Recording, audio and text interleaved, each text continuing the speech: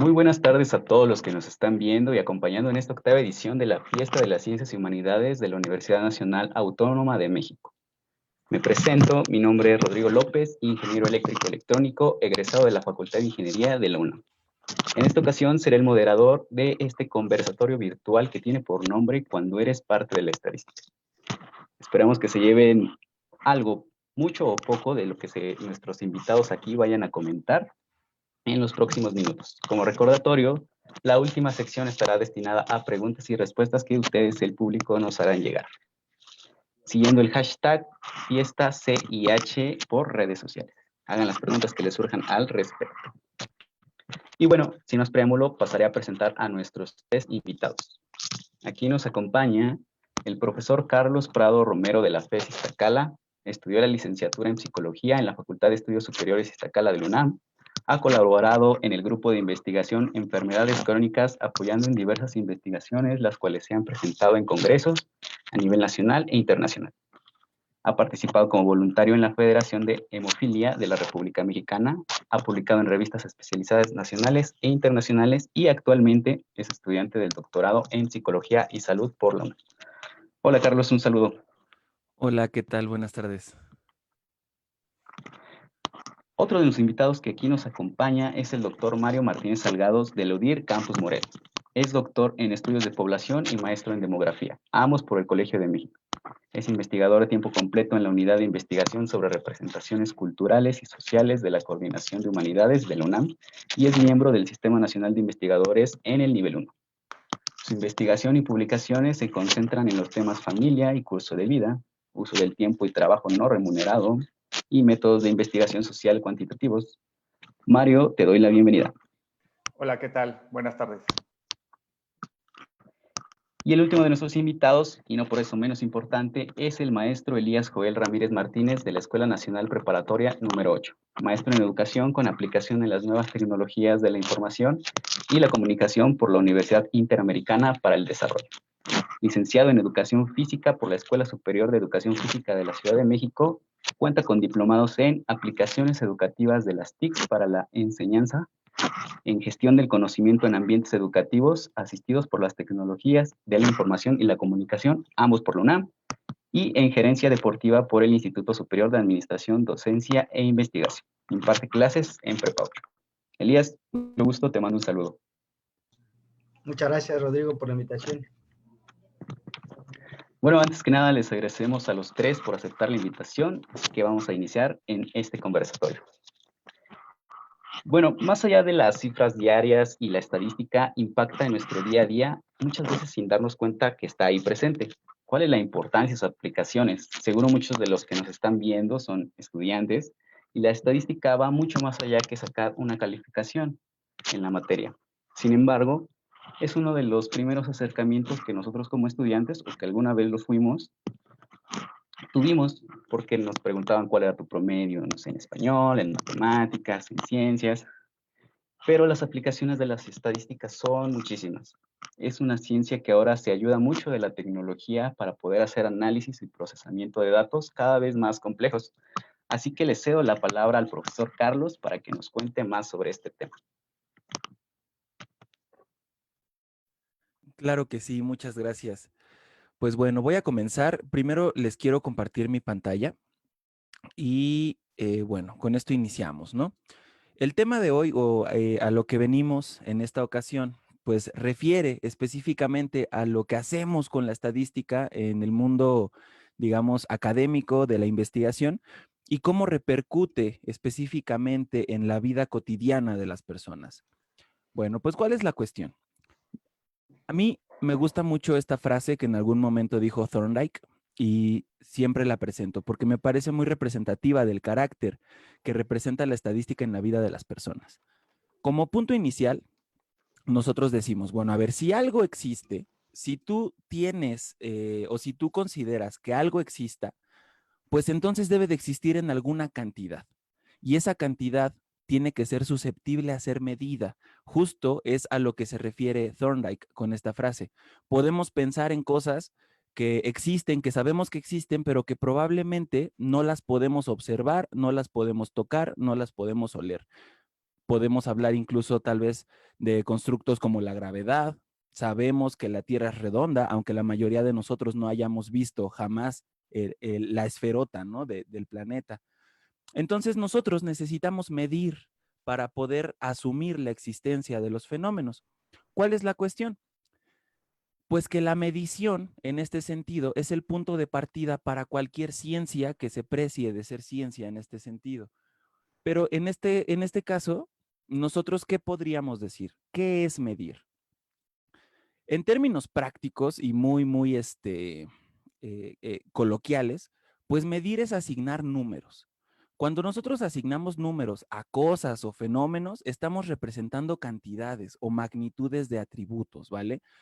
Y este proceso de medición es fundamental porque juega un papel fundamental en la práctica de cualquier profesional de cualquier área del conocimiento humano. Y por supuesto, juega cada vez un rol más importante en la sociedad en la que nosotros vivimos. ¿Esto por qué es importante? Bueno, es importante en distintos aspectos, ¿vale? Punto número 1. Para que nosotros podamos, en este caso, asumir que algo está medido o más bien, para que nosotros podamos estudiar algo con validez científica, este fenómeno al que nosotros nos estamos aproximando, pues tiene que ser medido correctamente. Y bueno, alguna vez un profesor en la carrera nos mencionó que pues básicamente sin estadística no hay ciencia, porque muchos de los procesos de medición que utilizamos actualmente en cualquier ciencia, muchos están sustentados en la estadística como para poder tener un elemento de partida y asumir que realmente estamos midiendo algo y que ese algo que estamos midiendo lo estamos midiendo con precisión. Estos elementos, por supuesto, que van a tener repercusiones en la vida cotidiana de las personas, ¿no? Solo por mencionar algunos campos. Existen 3 tipos de personas en este mundo, ¿no? Están los investigadores, están los profesionales, las personas que se dedican a trabajar en el mundo real, por así decirlo, alejados de las universidades, y también está el público en general. ¿Cuál es la cuestión? Los investigadores, cuando ellos se quieren aproximar a un fenómeno y realizan sus mediciones, en su práctica cotidiana, en el quehacer de todos los días, ellos generalmente utilizan la estadística como una herramienta más. Cuando nosotros hablamos de estadística, a veces tendemos a pensar, por ejemplo, que la estadística se limita únicamente al resumen de los datos, ¿no?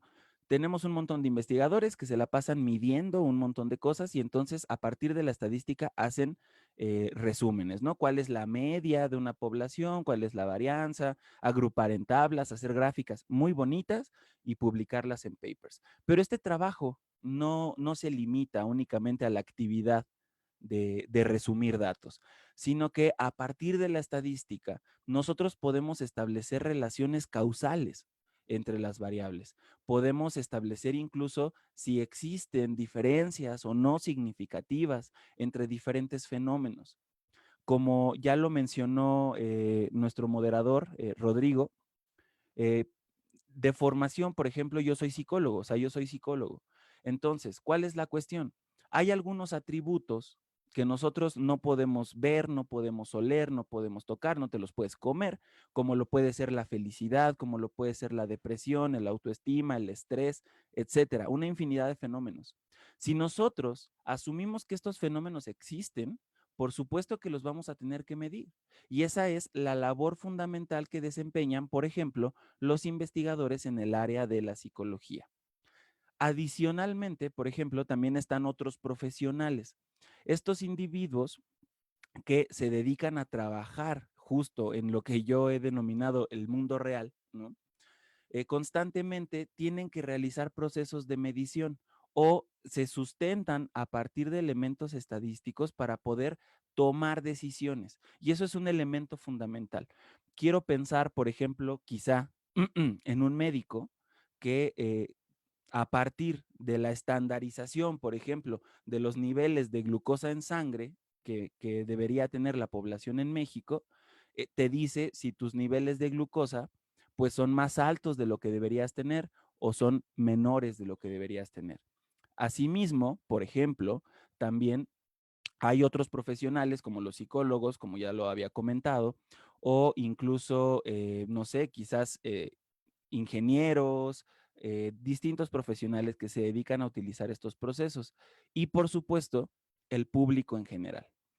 Como tal, no significa, ¿no? Por ejemplo, que tú vayas a la tienda como público general, como persona de la vida cotidiana, y le digas al de la tienda, dame la desviación estándar de un pedazo de jamón en rebanadas, ¿no? Por ejemplo, no, por supuesto que no. Sin embargo, cuando nosotros, ya sea los investigadores y los profesionales, realizan mediciones y estas mediciones están basadas en procesos estadísticos, su toma de decisiones va a afectar directamente a la población general. Es decir, cómo las personas constantemente se van a enfrentar a procesos en los cuales van a ser afectados de forma directa o indirecta por la estadística. Por ejemplo, las personas que ingresaron a la UNAM tuvieron que someterse a una evaluación, tuvieron que someterse a un examen.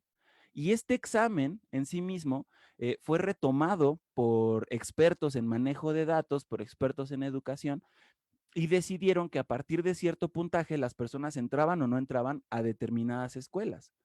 ¿Cuál es el porcentaje de aceptación de estos individuos? Esa toma de decisiones, esa decisión que alguien tomó de decir si alguien entra o no entra a la universidad, por ejemplo, o a la preparatoria, está basada en procesos estadísticos y eso es algo que, bueno, al menos todos los que estamos en la UNAM nos compete, ¿no? Por ejemplo, ya para concluir esta primera intervención, quiero comentar un elemento fundamental. Si esta estadística está desarrollada por investigadores, por profesionales y afecta directamente la vida de las personas, ¿no? Pues entonces nosotros tenemos una responsabilidad muy grande en torno al manejo de datos. ¿Por qué? Pues básicamente porque si nosotros no interpretamos bien los datos que son emanados de una investigación, que son emanados de un grupo poblacional, pues entonces podemos generar graves daños, ¿no? Graves daños a la población, graves daños a incluso a la ciencia misma. Entonces, pues bueno, es una responsabilidad muy grande con la que yo siempre me he quedado y que bueno, a todos nuestros asistentes el día de hoy, pues quiero también heredarles esa responsabilidad en torno al manejo y a la interpretación de los datos. Bueno, por mi parte, esa primera intervención sería todo. Así es, Carlos, retomando lo que comentabas anteriormente, las mediciones o capturas de datos son súper importantes porque es el primer paso para comenzar un análisis.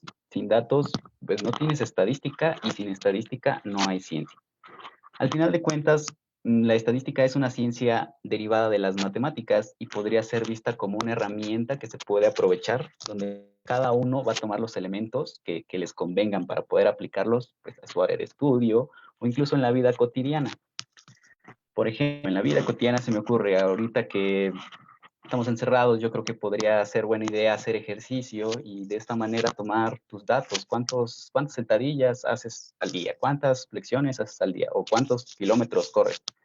Y hacer, no sé, una media a la semana y de esta manera pues tener una mejor calidad de vida. ¿Por qué menciono esto? Porque las estadísticas que a continuación el doctor Mario nos tiene preparadas nos hacen reflexionar sobre el estilo de vida que estamos adoptando. Así que Mario, te cedo la palabra. Bueno, muchas gracias. Gracias al comité organizador de la Fiesta de las Ciencias y las Humanidades. Creo que todos en estos meses que hemos estado llevando una vida virtual sabemos lo complicado que es llevar a cabo un proyecto como este y de la magnitud del que hace el esfuerzo que hace la universidad para que en este momento estemos todos reunidos. Bueno, yo ya apuntaba, Rodrigo cuando me presentó, soy demógrafo, de origen soy actuario de la Facultad de Ciencias de la UNAM y parte de mis intereses tienen que ver con las personas, no tanto con cuántos son, sino cómo viven. Y para esta presentación trabajé un poco con los datos que publica diariamente la Dirección General de Epidemiología de la Secretaría de Salud sobre los casos estudiados por COVID-19. Y también utilicé algunos datos que el INEGI nos comparte a través de la Encuesta Nacional de Hogares de 2017. Primero, me gustaría compartir una buena noticia, es que la población de 15 a 19, que en principio es el objetivo de esta fiesta de las ciencias y las humanidades, es la población que menos riesgo tiene por muerte ante un eventual contagio por COVID, ¿no? La tasa de letalidad, esto es el cociente, la división de dividir el número de muertes entre el total de personas contagiadas por COVID, pues es solamente 0.5. Esto lo podemos interpretar como que una persona de cada 200, de 15 a 19, que está contagiada por COVID, fallece. Pero ¿por qué entonces me debería interesar o me debería importar si me enfermo por COVID? Si no soy una población baja en riesgo, podría pensar algún adolescente que nos esté siguiendo o algún joven que nos esté siguiendo en esta charla. Bueno, la razón es porque pues los jóvenes de 15 a 19 están presentes en muchos de los hogares en México. En una cuarta parte, en una de cada 4 viviendas, en una de cada 4 hogares en este país, hay al menos una persona, un joven de entre 15 y 19 años de edad. Y los hogares en donde viven estas personas, estos jóvenes, son muy diversos, ¿no? La mayoría se concentran en espacios en donde comparten con sus papás y quizá otros hermanos. Una fracción menor, pero no por ello menos importante, comparte espacio solo con su mamá o con su papá y alguno de sus hermanos. Y después viene toda un conjunto de arreglos muy diversos, en donde podremos tener la presencia de algún nieto, de algún tío, de otro familiar, o incluso personas que no tienen nada que ver con nuestra familia, ¿no? Entonces, bueno, la tipología de hogares es sumamente diversa en los hogares en donde habitan los jóvenes. Pero pensemos más allá de nuestra vida como joven, ¿no? En nuestro hogar, bueno, seguramente mi papá o mi mamá es una persona que tiene bastante más años que yo, y aquí lo que les muestro es un histograma sobre la edad que tienen las personas de mayor edad en esos hogares en donde viven los jóvenes. De aquí se desprende que en promedio la persona de mayor edad en los hogares en donde habitan los jóvenes tiene alrededor de 49 años. También estos datos nos permiten saber que en casi 16% de los hogares hay una persona de 60 años o más, y que casi en una décima parte, en 7.2% de los hogares, hay una persona de 70 años o más, ¿no? Y estas personas, pues el riesgo de letalidad por COVID es bastante más alto, ¿no? De hecho, justo a partir de alrededor de los 50 años es cuando hay un crecimiento importante y sostenido de la letalidad por COVID. Aquí déjenme, saco un puntero láser. Para las personas de entre 45 y 49 años, la letalidad es 6.4, pero ya para las personas de entre 60 y 64 es de 22%, y para las de 70 a 74 años es de 35.8%. Además, al analizar los datos por COVID en México, nos damos cuenta que mueren más hombres que mujeres. De hecho, mueren alrededor de 175 hombres por cada 100 mujeres. Y esto se expresa también en las curvas de letalidad para uno y otro sexo, ¿no? Aquí el marco es para las mismas edades que les presenté anteriormente, como paso de 6.4 a 8.7 cuando solo me concentro en los hombres, y también a 25.7 cuando me concentro en los hombres de 60 años a 64, y casi es de 40% cuando estoy hablando de los hombres de 70 a 74 años. Bueno, pero también otra cosa que nos dejan ver las cifras es que la presencia de ciertas enfermedades nos pone aún en mayor riesgo, ¿no? Entonces aquí lo que les presento en esta gráfica es la misma tasa de letalidad, pero distinguiendo entre hombres y mujeres de acuerdo a si tienen o no alguna enfermedad adicional al COVID, obviamente. Y vean que en el caso de los hombres, con alguna comorbilidad, alguna enfermedad, pues entonces sigue creciendo el riesgo de muerte. Y un dato interesante es que la diferencia entre las mujeres con alguna comorbilidad y los hombres presuntamente sanos, es decir, que no tienen una comorbilidad fuera del COVID, la letalidad es prácticamente la misma. Son estas dos curvas que aparecen aquí al centro. Mientras que las mujeres que no presentan alguna comorbilidad adicional al COVID, pues la letalidad es la más bajita, ¿no? Entonces, y aquí esta gráfica, lo que les muestro es para las personas de 50 años y más, y si solamente me concentro en las enfermedades que tienen mayor presencia en la población, cuál es la letalidad de estas enfermedades, ¿no? Entonces, ya varias veces hemos escuchado a lo largo de toda esta contingencia sanitaria que la hipertensión, diabetes y obesidad son enfermedades o afecciones que nos pueden poner en aprietos, digamos, al momento de contraer COVID. Y las combinaciones de ellos, pues lo único que hacen, como pueden ver aquí, pues es acentúan, digamos, ese riesgo, ¿no? Siendo, si la persona tiene tiene hipertensión, diabetes y alguna insuficiencia renal, la que mayor riesgo de fallecimiento tiene, ¿no? Casi 50%.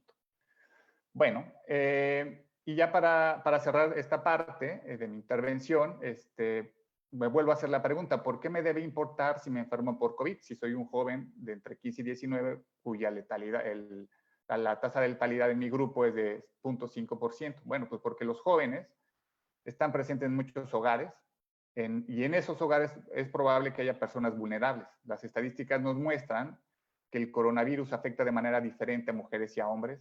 La afectación sobre los hombres es mayor que las mujeres, como lo acabo de presentar.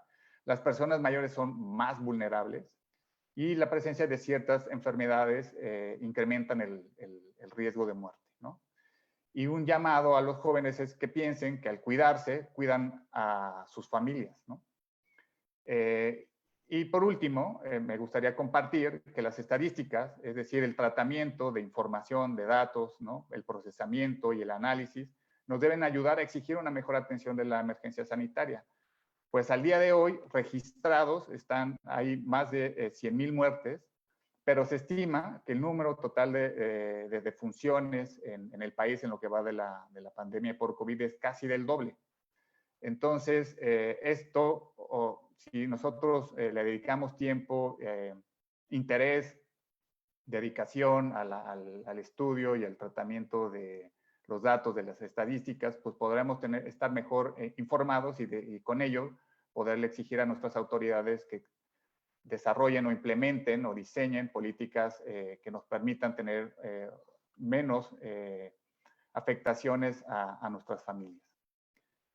Bueno, entonces yo dejo aquí mi participación en esta primera ronda y al ratito seguimos platicando sobre esto. Sí, no lo podías decir mejor, Mario. Al cuidarnos nosotros, cuidamos a los demás. Y definitivamente que estas estadísticas sirven para dar de alguna manera un mapeo, una representación de cómo se está comportando la letalidad de este virus en nuestra población, en nuestra sociedad. Con mucha razón, Carlos también mencionaba que una mala interpretación de los datos puede generar daños muy graves, y a esto me gustaría agregarle que también se tiene que tomar en cuenta la muestra, ¿no? Porque esta debe de ser representativa, que represente a la población, y que con estas estadísticas que Mario nos está exponiendo son un tema de salud delicado, ¿no? Entonces se deben considerar ampliamente. Y ya que estoy mencionando esta importancia del muestreo, quiero cederle la palabra al maestro Elías, que ha estudiado y analizado un sector de la población en particular, nada más, nada menos que sus estudiantes. Así que Elías, te cedo la palabra. Muchas gracias, Rodrigo. Pues mira, la verdad es que sin ponernos totalmente bien de acuerdo, creo que el orden en que se dieron las pláticas llevan precisamente esta situación.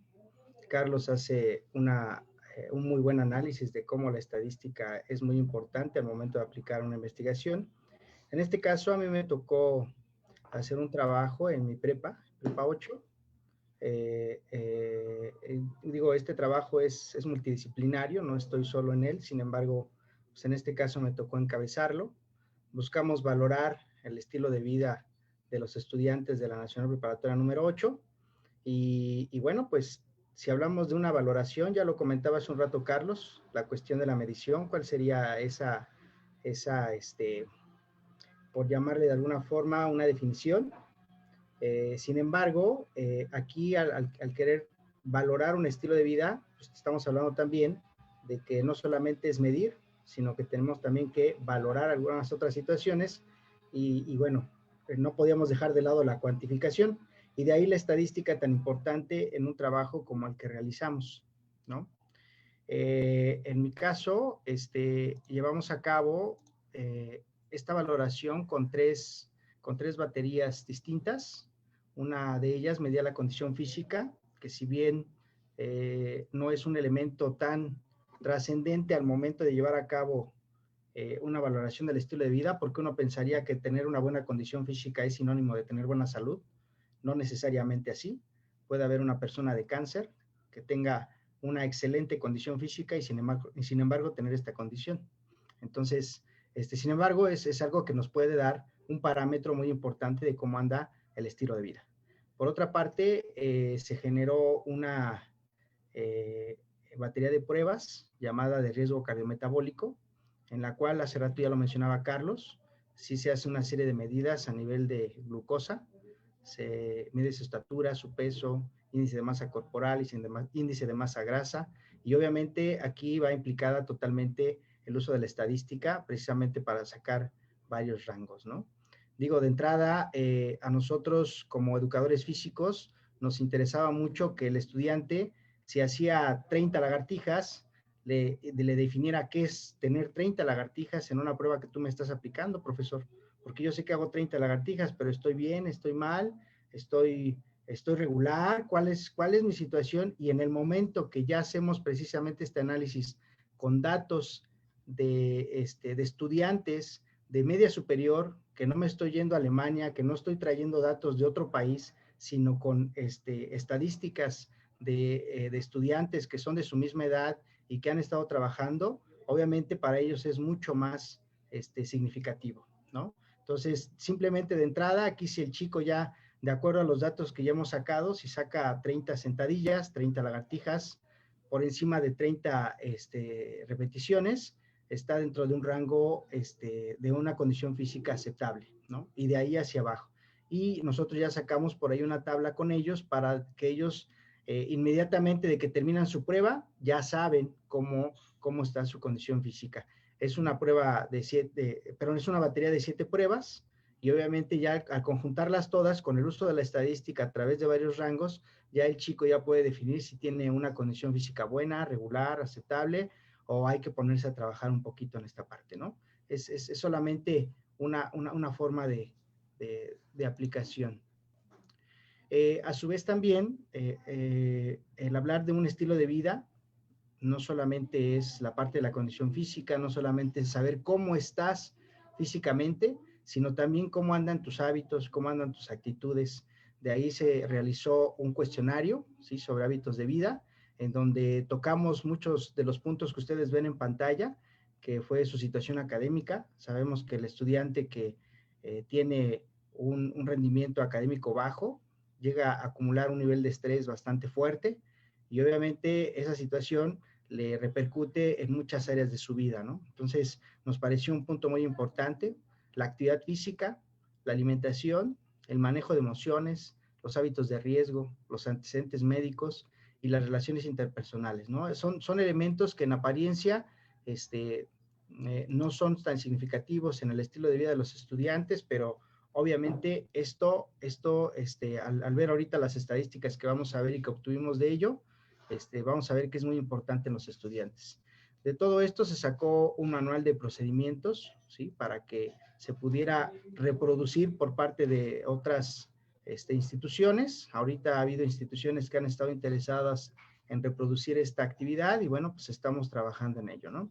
Hubo compra de muchos materiales muy significativos, entre ellos básculas in body, que ya tenemos ahí en el plantel para llevar a cabo este tipo de mediciones.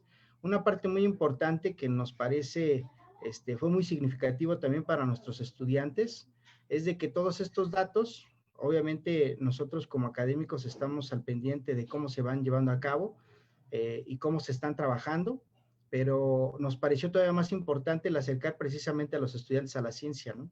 Y en este sentido, muchos de los chicos, como ustedes están dando cuenta ahí, No son profesores los que están tomando las medidas.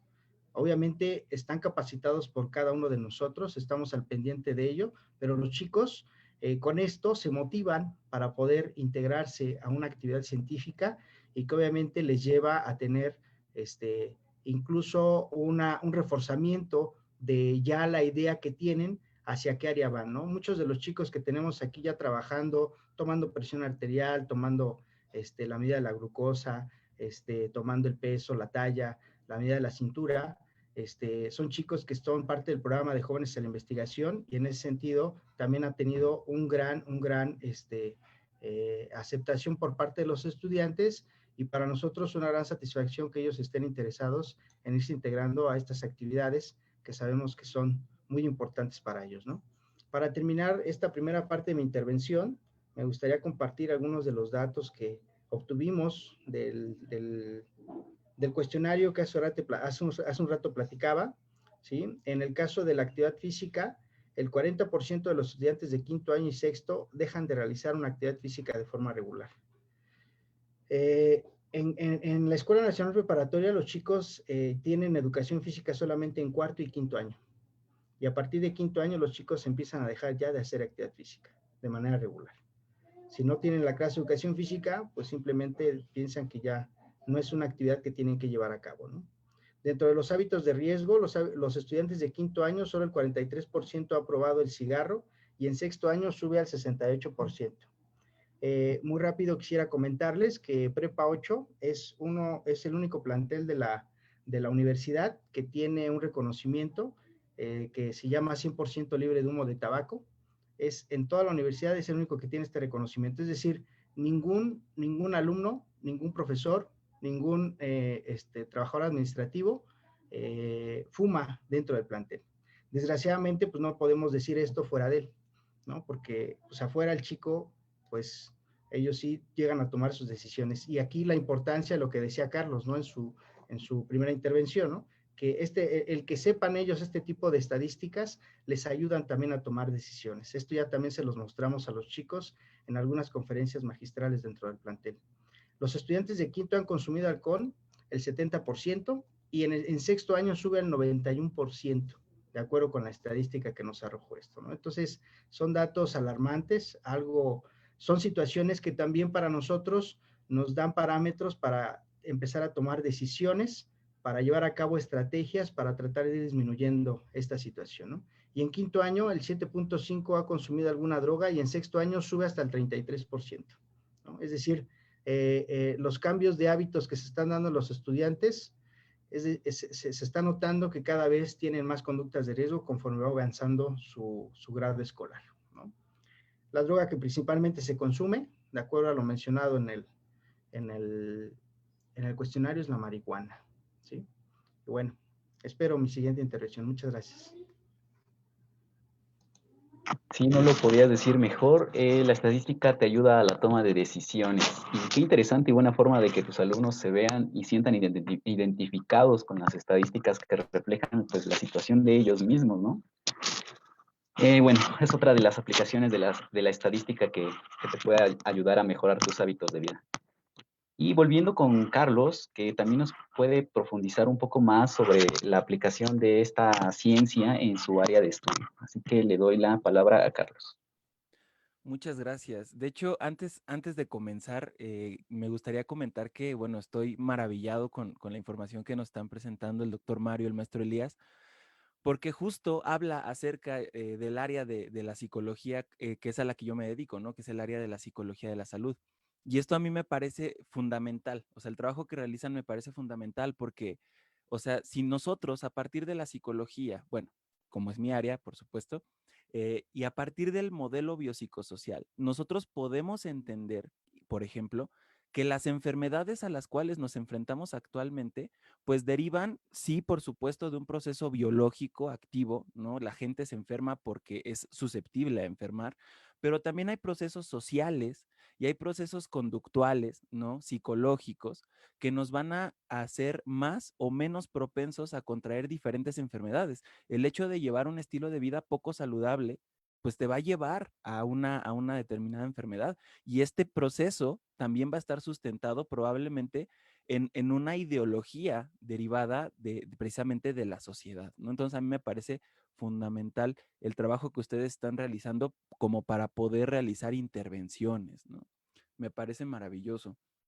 Y bueno, justamente a partir de esto, ¿no? Digamos, de este tipo de cuestiones, pues hay muchas personas probablemente en el público que se están preguntando, bueno, ok, pero ¿cómo, por ejemplo, un psicólogo, para empezar, va a usar matemáticas, ¿no? Si un psicólogo, pues, ve el alma o ve la mente o los sentimientos, etcétera. Ok, sí, y está muy bonita esa idea, pero hay algo que es la psicología científica, ¿no? Y como tal, esta psicología que estamos presentando en este momento, pues deriva necesariamente de la estadística, ¿no? Es decir, por ejemplo, ya como lo presentaba el maestro Elías, ¿no? Cómo nosotros podemos determinar o cómo nosotros podemos apoyar a las personas a que tengan un estilo de vida más saludable. Es más, incluso las personas que ya padecen una enfermedad, cómo nosotros las podemos apoyar para que sigan su tratamiento farmacológico, ¿no? O sigan una dieta, realicen actividad física, rehabilitación, etcétera. Justo eso se deriva de la estadística y, como lo mencioné en mi intervención anterior, de la medición específicamente.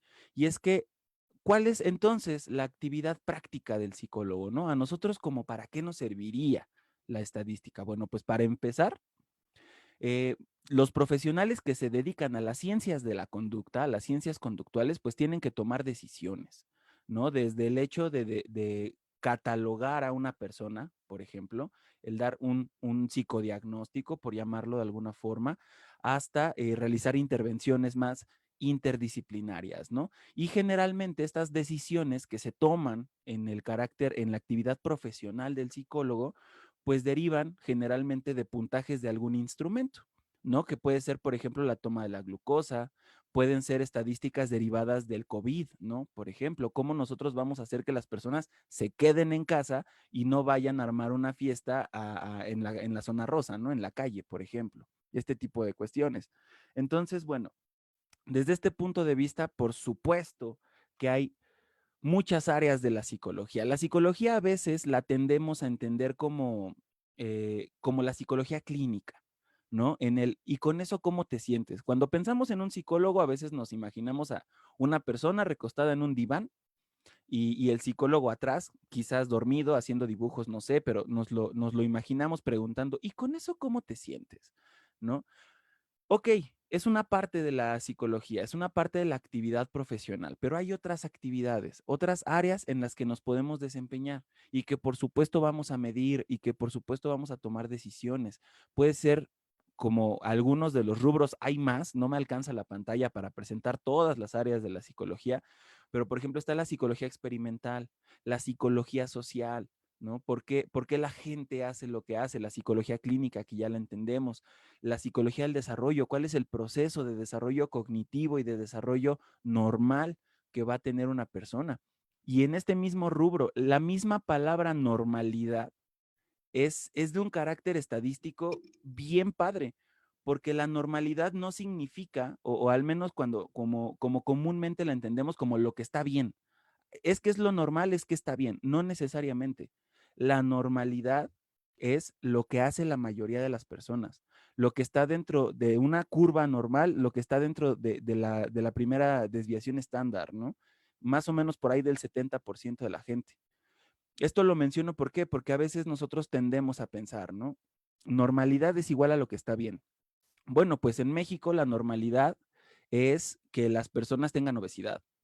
En México la normalidad es que en las relaciones de noviazgo entre jóvenes haya maltrato, por ejemplo. Y eso no necesariamente está bien, aunque estadísticamente sea lo normal. Entonces, a partir de esto, nosotros podemos tomar acciones, tomar intervenciones específicas. Y esto a mí me parece fundamental. Hay psicología ambiental, la psicología de la salud, que es el área a la que yo me dedico, ¿no? Por ejemplo, de ayudar a las personas a que sigan un tratamiento, cómo mejorar la calidad de vida de las personas que ya padecen una enfermedad crónica, ¿no? Por decirlo de alguna forma. Hay psicología del deporte. Un profesor siempre me ponía el ejemplo de por qué los jugadores de fútbol siempre fallan los penales en el mundial. Bueno, pues porque probablemente están sometidos a un proceso de estrés tan grande que no les permite concentrarse y tirar bien un penal, ¿no? Entonces, de eso va, por ejemplo, también la psicología del deporte, y ahí estamos actuando constantemente, y la psicología organizacional. ¿Cómo tú, por ejemplo, vas a contratar a una persona para un determinado puesto? ¿Realmente cumple con los criterios? ¿Realmente tu herramienta de medición te va a ayudar a predecir la ejecución que tiene un individuo cuando ya se desempeña en el puesto? Este es el carácter estadístico de la psicología, la toma de decisiones, la intervención en el mundo real, que por supuesto va a afectar a las personas, ¿no? Para bien o para mal. Y nosotros tenemos la doble responsabilidad de hacer que este carácter de intervención sea positivo. Y finalmente, la cereza del pastel. ¿Qué es lo que hacen los psicólogos o cuál sería el objetivo, ¿no? Final de esta estadística en psicología? Pues principalmente modelar la realidad. La realidad es una cosa bien compleja, ¿no? Si nos metemos a un rollo muy filosófico, podemos decir años de información, ¿no? Nos podemos quedar aquí todo el día. Pero básicamente, uno de los primeros elementos es, una de las características de la ciencia, por supuesto que nos van a es que nos permita conocer el mundo, pero al conocerlo, al evaluarlo, al medirlo, nos va a predecir, nos va a ayudar a predecir qué es lo que va a suceder en el futuro, nos va a ayudar a controlar y a modificar, ¿no? Estas condiciones en las que nosotros vivimos. Y para esto, pues hay dos cuestiones fundamentales. Se las estoy presentando aquí en pantalla. Por un lado, del lado derecho, por ejemplo, podemos tener regresiones lineales, podemos hacer procesos estadísticos que nos van a ayudar a predecir cómo se van a comportar los datos, cómo se va a comportar las personas. Me quiero imaginar el modelo epidemiológico que nos estaba presentando, por ejemplo, el doctor Mario, o lo que nos presenta a diario el doctor López-Gatell, que habla o estas cifras que ellos nos presentan, por supuesto que están basadas en representaciones estadísticas de qué es con lo que nos vamos a enfrentar en un futuro. Imagínense, la estadística nos ayuda a ver el futuro. Y es algo que los psicólogos no les enseñan en toda la carrera, ¿no? Por ejemplo. Y hay otra cuestión, por ejemplo, el modelamiento, ¿no? Poner en números, poner en matemáticas lo que está sucediendo con la realidad. Eh, como lo podemos ver en el lado izquierdo, ¿no? Este modelo de ecuaciones estructurales. Bueno, ya para finalizar mi intervención, perdónenme si me extendí, es que me emociona. Creo que nosotros como profesionales de la estadística y como docentes tenemos una doble responsabilidad al enseñar esto, ¿no? Por ejemplo, y al utilizarlo bien. Por nuestra parte, por ejemplo, en FES Iztacala hay distintas iniciativas, ¿no? Para ayudar a fomentar el uso de la estadística y que esta estadística se entienda de forma más sencilla. Una de estas iniciativas, pues, es la Biblioteca Digital O, que es como, pues, un repositorio de información sobre estadística que hemos generado en Iztacala. Se va construyendo, va desarrollándose poco a poco. Y pues bueno, nada más finalizar con esta intervención, pues les doy las gracias y pues le regreso el micrófono, Rodrigo. Muchas gracias, Carlos. Qué bueno que aclaras, perdón, pues este estereotipo de que la psicología solo está en un rubro, ¿no? Está en la salud y ahora con esta pandemia pues está más presente. Y es la importancia de que esta normalidad que tenemos actualmente, de que muchas personas en obesidad, hipertensión, diabetes o incluso combinadas, pues repercuten mucho en la letalidad de este virus y es lo que ahorita a continuación nos va a comentar el doctor Mario. Así que te cedo la palabra. Gracias. Bueno, ya nada más para complementar lo que ya expuse, me gustaría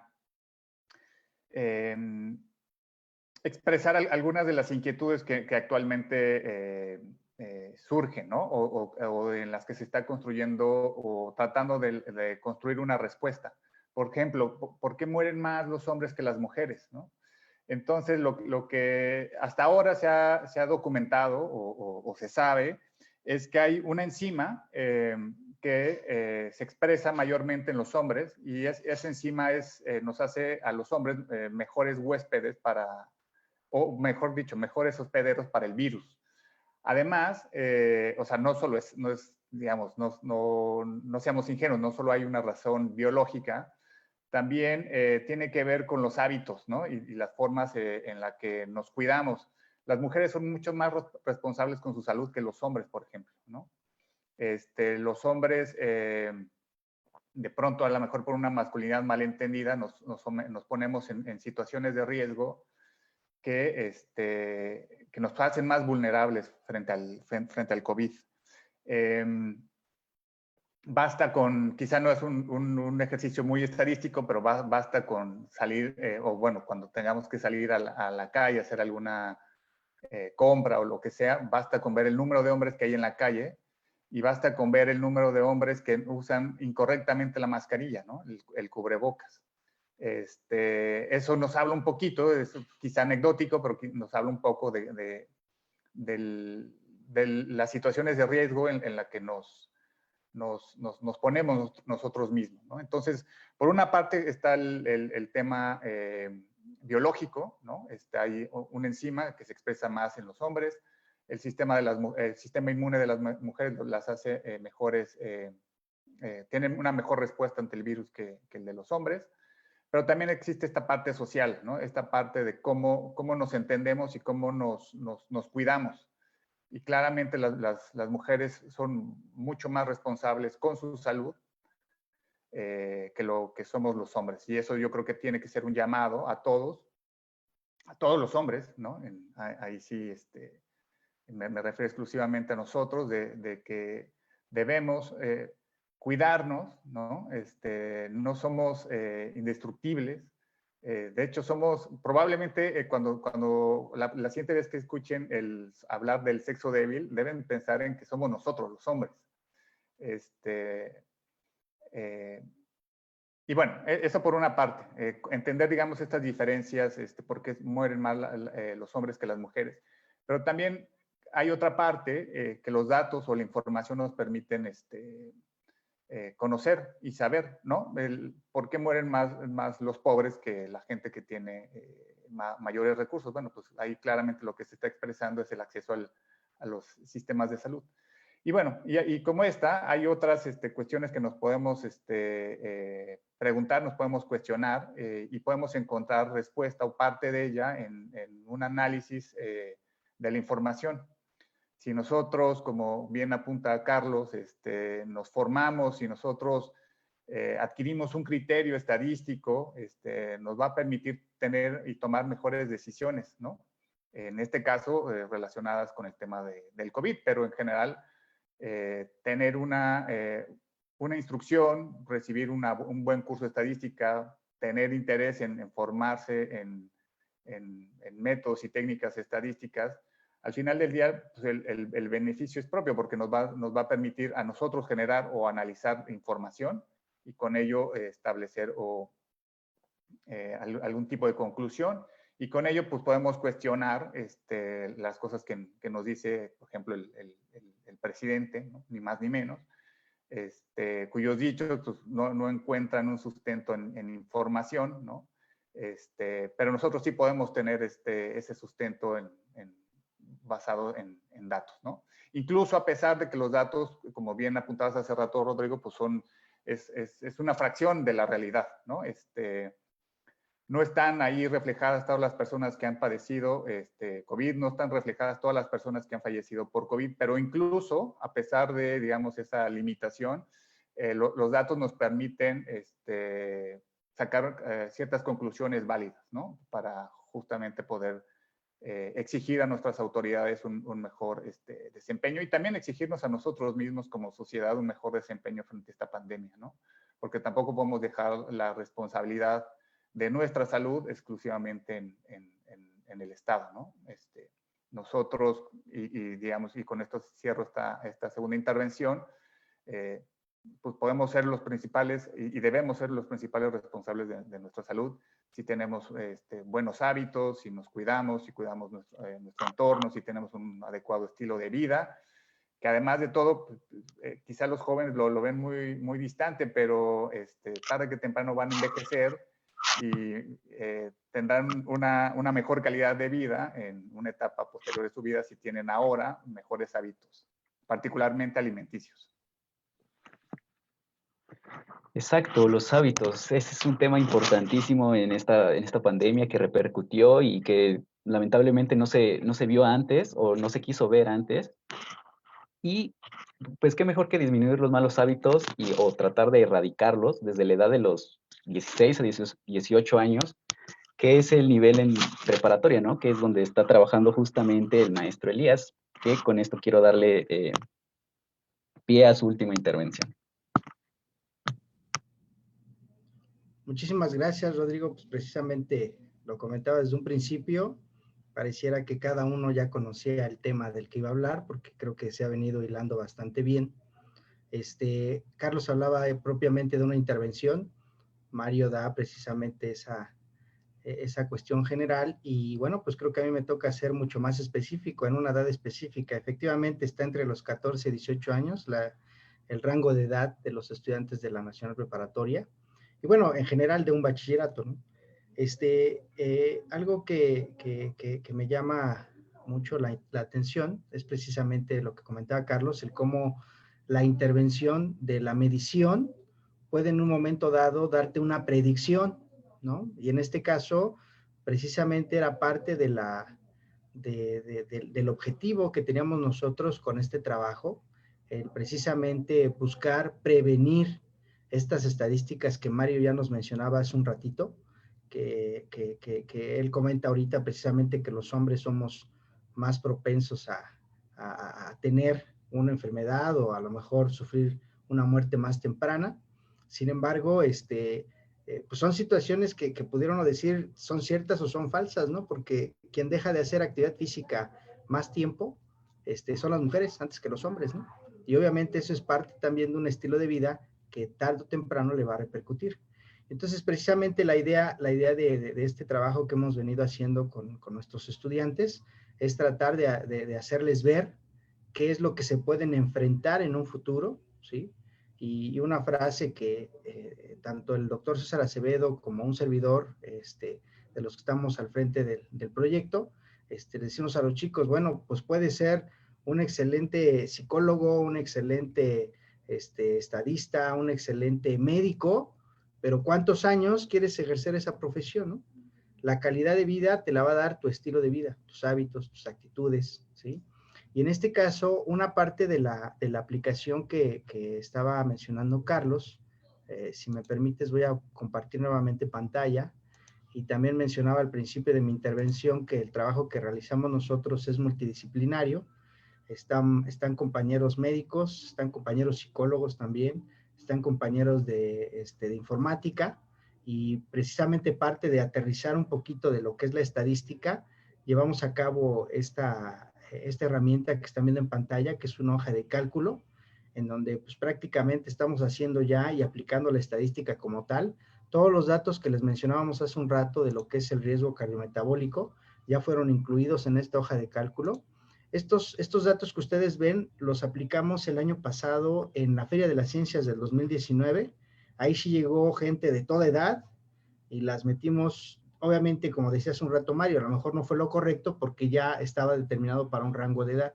Sin embargo, a mucha gente sí le ayudó muchísimo el poder tomar estos datos, el que me midan y el que me digan al final, ¿sí? Después de que me tomaron la medida de la cintura, me tomaron mi estatura, me pidieron mi edad, es decir, datos que no necesariamente tenemos que intervenir de forma médica, ¿sí?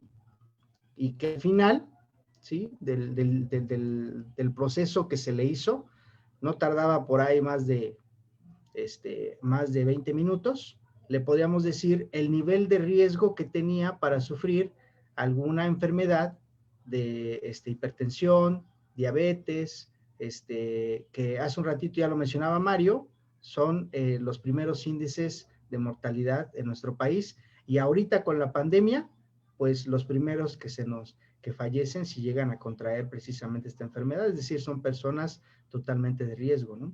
E independientemente que tuviéramos o no tuviéramos esta pandemia, como podemos darnos cuenta, es algo que pues también como país nos está costando bastante dinero sostener, ¿no? Porque muchos de los hospitales precisamente están llenos de esta gente que no está teniendo un estilo de vida, propiamente saludable, y que tarde o temprano a todos nos va a costar no solamente en el sentido de decir, pues sí, es tu problema, no es tu vida, ¿no? Porque al rato a ti también te toca costear parte de esa problemática de salud que se está generando a nivel de país, ¿no?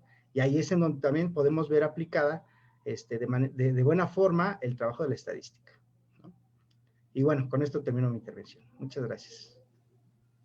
Muchas gracias, Elías. Y sí, al final de cuentas, todas nuestras acciones al final van a repercutir para bien o para mal. Y pues bueno, no hubo preguntas, pero bueno, yo sí quisiera preguntarle alguna. Principalmente, o sea, yo entiendo que este es el primer paso, o sea, que los jóvenes y adolescentes se den cuenta de, pues, cómo están viviendo actualmente, cómo están comiendo, están haciendo ejercicio, están durmiendo, y también los factores externos, como bien lo mencionaba Carlos, el ambiente psicológico, o sea, hay muchos factores, ¿no? Pero yo entiendo, este es el primer paso. ¿Cuál sería el siguiente, o desde tu punto de vista, cuál sería el siguiente paso como para que esto se vaya fomentando cada vez más? Pues ya lo comentaba hace un rato, ¿no? Ese segundo paso de intervención, ahorita lo importante es que el chico conozca y que sepa cómo se encuentra su estilo de vida actualmente. Este siguiente paso que estamos buscando realizar es intervenir de forma directa con chicos que vemos que tienen un riesgo ya en su estilo de vida, tratar de hacer un trabajo interdisciplinario con los médicos que tenemos en el plantel, con los psicólogos que tenemos, y hay un trabajo que está siendo muy interesante el doctor César Acevedo con compañeros de las ETES. Las ETES son estudios técnicos especializados que llevan a cabo los chicos en la Nacional Preparatoria. Y hay académicos que, bueno, pues están en el área de hotelería, ¿sí? Y llevan a cabo un trabajo muy interesante de cocina mediterránea. Y entonces llevar a cabo este tipo de talleres en donde se les muestre otro tipo de alimentación que puedes llevar y que en un momento dado te va a dar otra dinámica a nivel alimenticio, ya lo mencionaba tanto Carlos como Mario, que una cuestión básica del estilo de vida es la alimentación. Y entonces vamos a intervenir con chicos que obviamente estén mal en su condición física, mal en la cuestión de su riesgo cardiometabólico, y ahí lo mencionaba Carlos, la parte psicológica es muy importante en esta intervención que vamos a llevar a cabo con los compañeros psicólogos y con los compañeros de ETES, buscar estos talleres para hacer esos cambios en la cuestión alimenticia, ¿no? Bueno, muchas gracias por responder la pregunta, y para cerrar este conversatorio quisiera que Mario, y tanto Mario como Carlos, nos dieran sus conclusiones, por favor.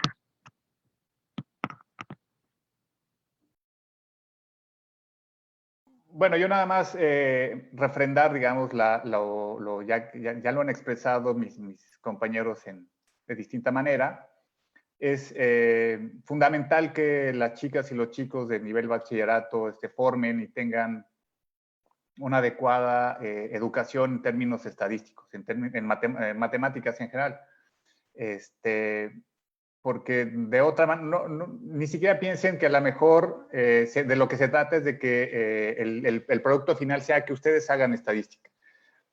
Yo lo que le planteo a mis estudiantes es que el producto principal es que sepan discernir entre información que reciben, ¿no? Qué información tiene sustento y qué información no tiene sustento. Entonces, ese es el primer objetivo, al menos cuando yo imparto cursos de metodología cuantitativa. Lo que busco es que mis estudiantes puedan adquirir, digamos, este criterio, que adquieran las bases para poder discernir entre la información, entre tanta información que recibimos, ¿no? Cuál y cuál no tienen sustento. Y un segundo momento es darles las herramientas pues, para poder ellos analizar la información. Bueno, muchas gracias. Definitivamente identificar las fake news, las famosas fake news, no hacer caso de eso. Y bueno, Carlos, ¿cuál sería tu conclusión? Pues bueno, yo creo que estoy muy de acuerdo con lo que presenta el doctor Mario. Me parece que la estadística es una herramienta fundamental en cualquier rama de la ciencia a la que tú te dediques, ¿no? Incluso hay autores que dicen, ¿no?, que la ciencia misma es un fenómeno estocástico, ¿no? Es decir, ¿cómo nosotros sabemos que algo realmente puede pasar? Bueno, pues porque tenemos datos, porque los analizamos y porque sabemos que pueden ocurrir en el 99.999% de los ensayos, ¿no?, de las veces. Dada esta perspectiva y dadas las múltiples aplicaciones que puede tener la estadística, pues sí, por supuesto, me parece que debemos de continuar preparándonos, de continuar formándonos y que pues utilicemos estas herramientas con muchísima responsabilidad. Me parece que es como lo fundamental. Yo tenía un profesor que siempre nos decía que un dato bien torturado siempre te va a decir lo que tú quieras que diga, ¿no? Entonces, en este sentido, pues no cuchareen sus datos, no los maquillen, utilicen la ciencia, utilicen la herramienta con criterio y pues adelante, ¿no? Vámonos para adelante y vamos a construir un mundo mejor. Un mundo mejor siempre va a ser posible con educación y con estadística, ¿vale? Excelente, muchas gracias, Carlos. Sí, definitivamente, si hay datos que pueden ser erróneos a simple vista, no por eso es que esté mal, o sea, al final de cuentas son los resultados que se obtuvieron y estoy totalmente de acuerdo con todos ustedes. Les quiero agradecer por el tiempo y dedicación de participar en esta atípica 8ª edición de la Fiesta de las Ciencias y las Humanidades y también a todos los que nos están viendo, también muchas gracias. Esta fiesta aún no termina, todavía hay actividades pendientes, así que chequen. Buenas tardes a todos.